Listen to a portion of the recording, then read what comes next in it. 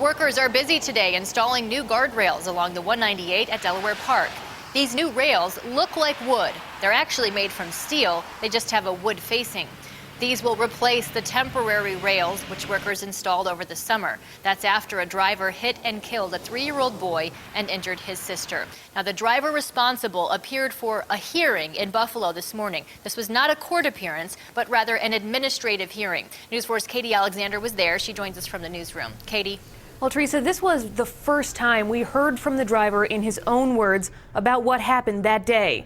We're not identifying him because he was never charged with a crime, but he did appear for a traffic safety hearing in front of an administrative law judge this morning.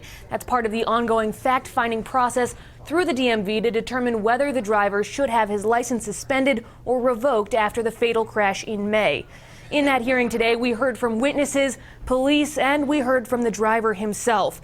He says he fell asleep while driving, and that's how he ended up going off the 198 and into the park where he hit and killed little Maxim Sugarovsky.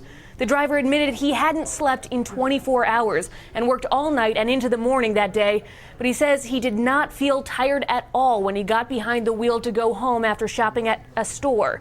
He says he had stopped at the red light at Parkside and started moving with traffic when that light turned green.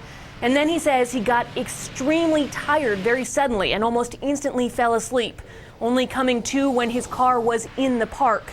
The whole hearing was very hard on everyone involved. The driver becoming emotional as he listened to the testimony, recapping over and over again the terrible events of that morning. Now, a lawyer for the Sugarovsky family was observing the hearing today, and while he would not comment on what was said this morning, he did tell News 4 that, quote, the family is appreciative of all the outpouring of support the community has given and continues to give. The driver's license was suspended a few months ago and a few months after the crash. That was in response to the report that he had lost consciousness. He's now going through sleep studies to get medical evidence about whether it is safe for him to be allowed to drive. He was also ticketed for an unsafe lane change and is set to answer for that later this month. Reporting live, Katie Alexander, News 4 at noon.